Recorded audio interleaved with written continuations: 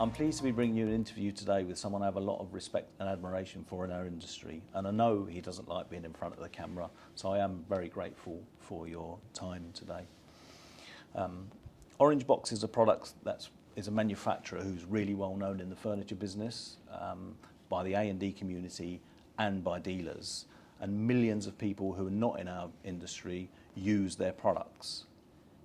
The reason Mino is such a great person to talk to about the changing workplace is because he's a product designer by trade. He looks at design of products. A lot of the products that Orangebox have brought out have come from his ideas. And the thing about Orangebox is they're always looking ahead, so they're always looking to the future. When you started the company, you launched a paper called Corridor Warriors, which spoke about the third space, which now has come to fruition over the last few years, and as a result, you've done really well in your business. So I'm interested to know what you think is going to happen in the changing workplace. So Mino, Vernaschi, thanks very much for your time. No problem. Orangebox are big on investing in product and investing in design, yeah.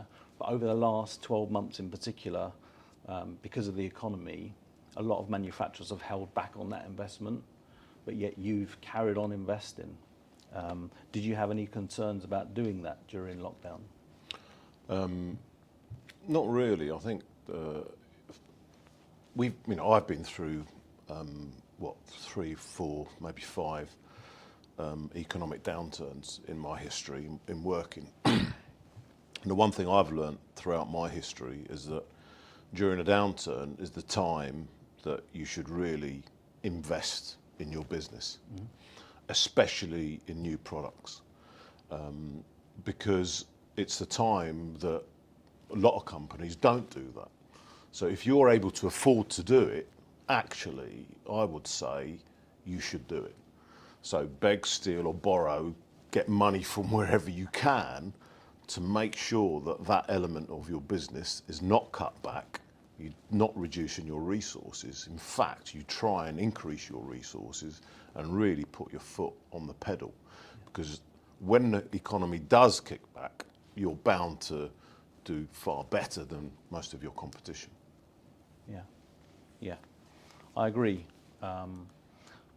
It was just very tough this year, I know, so it's good that you carried on with that. Yeah, it has been tough, and I'm not sat here saying it's been easy, but we've had to, as an example, nobody's been travelling, so you're going to save money in those areas. So you need to take that money and then reallocate it into another area. Yeah. And we've tried to do that in all areas of our business to make sure that we've kept our R&D, moving ahead. We had started some amazing projects, and it would be a real shame not to finish them, but it takes a lot of effort to finish those. Yeah. The other issue we've had is just the fact that we've been working with suppliers who've been on lockdown, who've been furloughing people. So all of that, it gets very complicated, but you have to do your best to try and make it happen.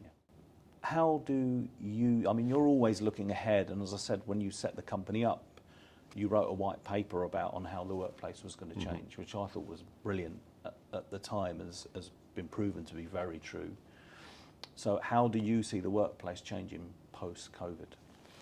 Yes, I think that's a really interesting question, and there's been lots of articles and lots of people commenting on that subject already. But from where we're sat, I think what's happened is that COVID, I think, has only accelerated what companies were thinking of doing anyway. But it's brought it forward maybe 4 or 5 years. So, big organisations, big corporates have always been thinking about the amount of space that they use, the workforce itself it wants more flexibility in terms of how they work. That's evident even in our business, we see that. So the fact that we've been forced to work at home, and now it's been proven not wholeheartedly, but it's been proven certainly that a part of the week people could work from home. I think that's here to stay, not on a full-time basis. So I think there's going to be more of a balance between going into the office and working from home. But the office, people talk about the office being dead. That's rubbish. Yeah. I think the office will change.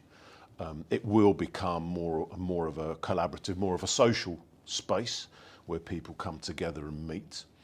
I think the spaces, like a headquarters building, as an example, will still exist, but it will be different from what it is today, in that it just needs to be more inspiring to attract people back to the offices, so that they are able to communicate and collaborate with people.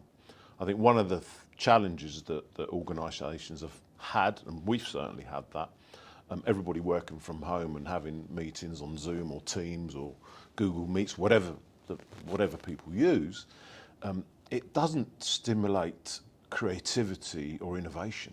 It dampens it. It can't do. Creativity and innovation is achieved from spontaneous situations in meetings where people gather together and one person sparks off the other, because actually they're either looking at physical stuff or talking about something that's physical, or so I really believe that that there's going to be a balance between people working from home and coming into work, but the workplace itself, I think, will go through a change, in that post-COVID people will still be worried about viruses. I think what COVID has done is put viruses up in people's agenda in terms of what they think about. Before, it was something that we all, in the Western world, certainly thought, well, oh Christ, it's something from the East, or from China or whatever, and we didn't have to deal with. We used to look at people in China that walked around with masks on and thought, well, that's a bit odd. Well, actually, we might be now having to do that ourselves for quite some time. So how do you think that will change the layouts of workplaces then? Well, I think, we've always sort of promoted agile, collaborative spaces. I think that will happen more. Yeah.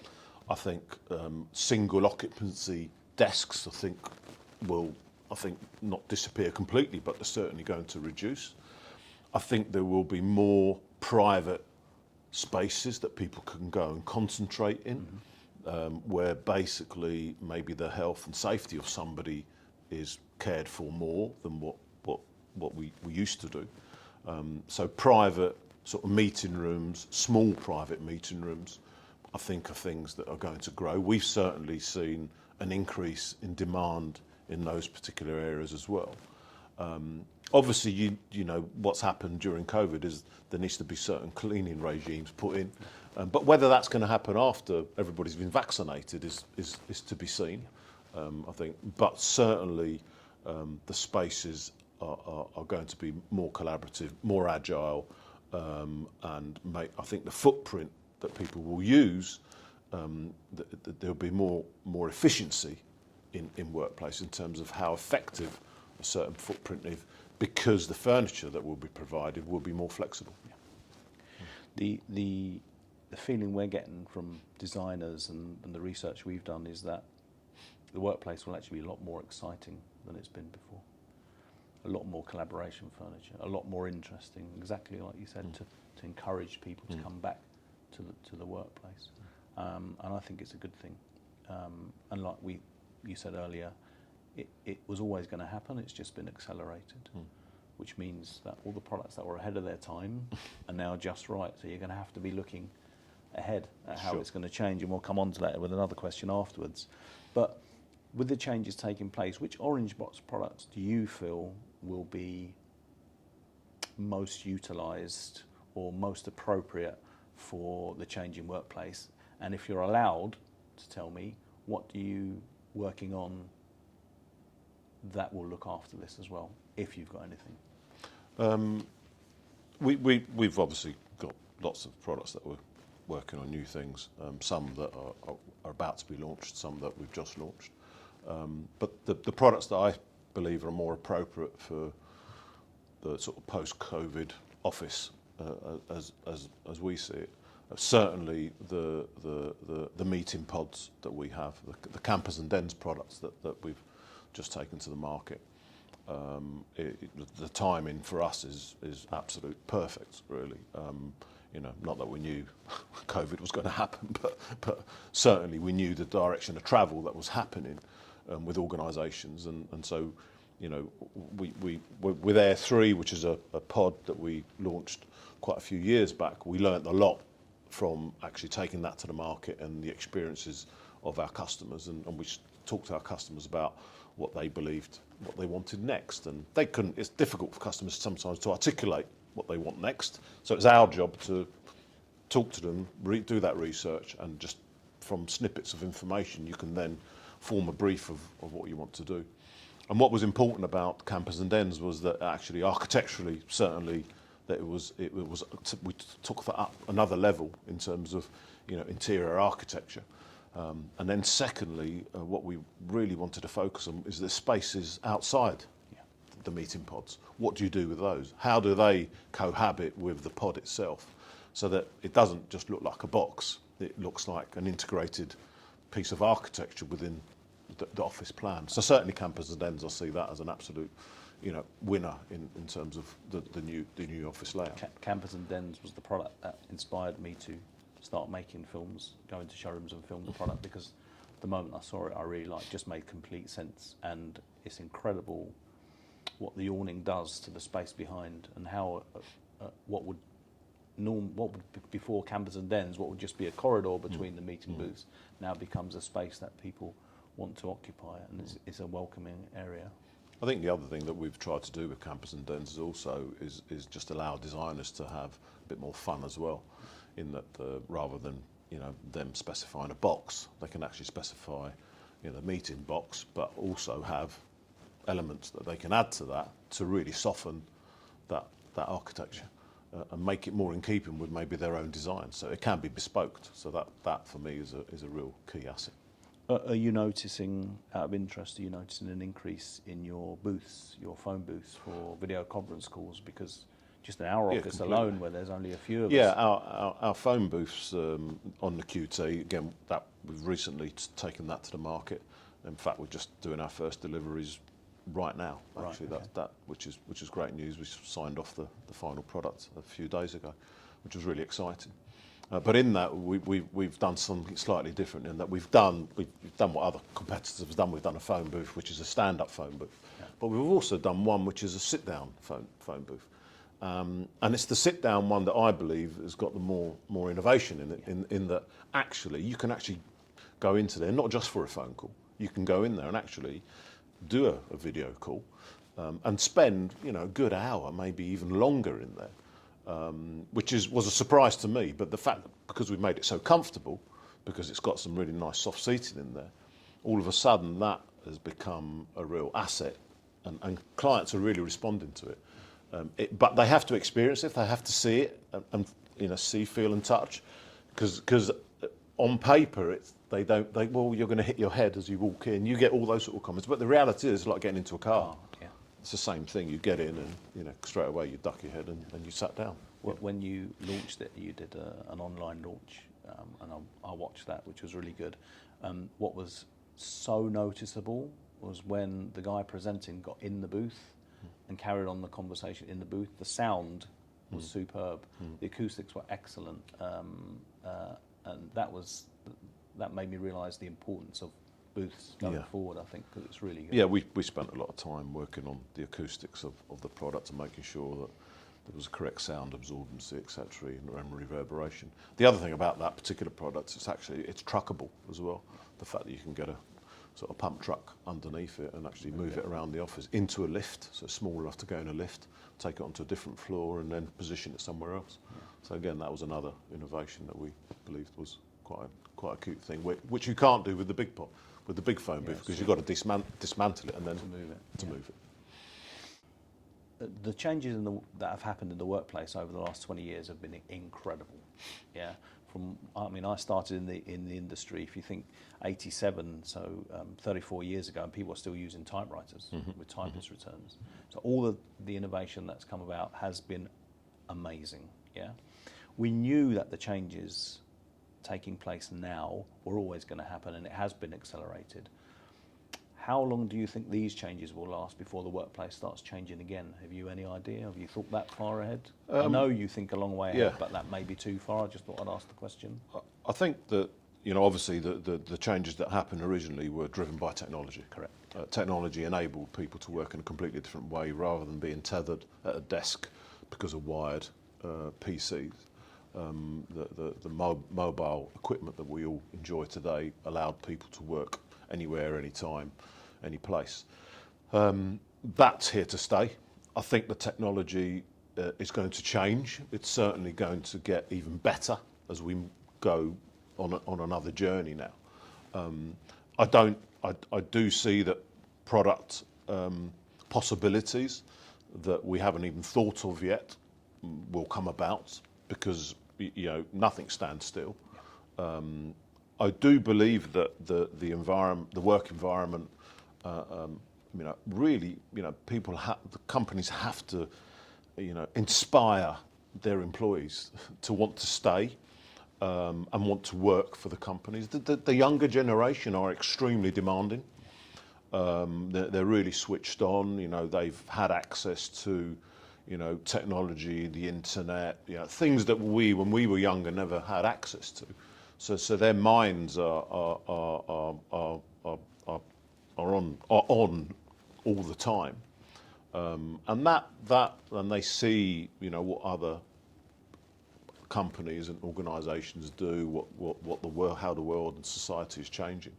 So there's a big job to do in keeping ahead of the game and keeping our clients, helping our clients go through a journey of evolution. In their workplaces.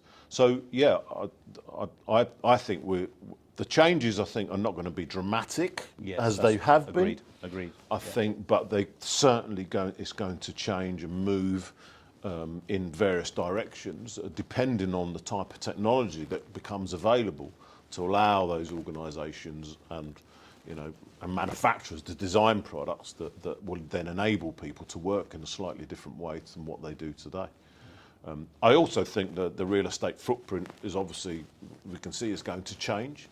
And there's lots of talk about, rather than everybody, mobbing a city, that actually there's going to be a lot of more urban sort of satellite offices or co-working spaces where people can go and work in. So that's going to be interesting, and the use of, the high street, local high streets are in terms of retail it's almost dying. About this space. So what do we do about those spaces? And again, there's lots of talk about those being converted into sort of co-working sort of environments to help people collaborate and at least leave the home. But I think the younger generation that is working at home right today, working in a small apartment, wants to get back to work. They want to get out. So that I believe we should enable somehow. But yeah, the changes are not going to be as dramatic, but certainly there will be changes. We've yet to see. There has been talk of hubs and people moving out of the city, but I think it makes sense, but it's just a little bit too early. I think we'll find that out when companies start returning. Sure. We'll see what happens, because I feel that the biggest issue for the return to office is actually not the office space, because companies have spent millions making their workplaces safe and separation, and it's the actual journey into work, which if you work on the suburbs, on the outskirts of London, people can drive to or cycle to. And I think it'd be interesting. It'd be really fascinating to see what happens, but I can't put my finger on the changes, and I can't put my finger on how long they'll take. So let's wait and see. It's going to be interesting. I think the changes we've been through have had, it's interesting because they've had an environmental benefit, haven't they, in terms of, people travelling less and, consumption of fuel and those sort of elements, which I think is a positive thing. So I think in the future we need to try and have a balance in terms of, one, how we treat the environment, but also, in terms of people's own, work-life balance as well. I think that's really important, and that was on the agenda before. So it's not that it's something new, but again, all these things I think are being accelerated because of what we've been through. You reading my notes because the next thing was about the environment. No? There's going to be a question to you. I'm intrigued to find out. I mean, Orangebox are renowned for their environmental credentials. I think you've got 14,001 very early on. Yeah, yeah. And you're pushing the boundaries of the credibility of your products, and you're leading the push for information on the materials that are used within your products for BREEAM and the such. You're way ahead on this. How important do you feel environmental credentials will be now for your products going forward? Because not all manufacturers are as active as you are in that. I think there's a huge amount of greenwashing and green bullshit in all industries, not just ours. All we've tried to do is try to be really responsible about the actions that we take to ensure that we're damaging the environment the least amount as possible. Client demand, clients are waking up to the environmental issues, so they're looking for certain standards and certifications, etc. But for a client, it's really confusing because the amount of standards and certifications that are out there, and different bodies promoting themselves, and us as a manufacturer have to try and achieve a lot of these different standards, which costs a lot of money. So it's very confusing for a client. The one thing I would say is I think, the responsibility is with the manufacturers to design things responsibly in the right way, choosing the right materials that certainly are either recyclable or have longevity and can be used again. An example of that is aluminium, great fantastic material. You can use it time and time again with very little degradation. So that's a first response. That's our responsibility, so we need to take care of that, and we've been doing that for quite some time, and we're going to continue to do that. I mean, on our latest product, the Kern chair, we've got a fantastic plastic called Economid, which is absolutely, superb in terms of its environmental credentials. For a plastic? For a plastic, really? Yeah. So plastics, again, we hear, the plastic bottles in the sea, all the issues that the world is facing in that area. And we have to start using stuff that can be reused and not just scrapped and binned or that degrades, because it's not good enough anymore to behave and just turn a blind eye to it.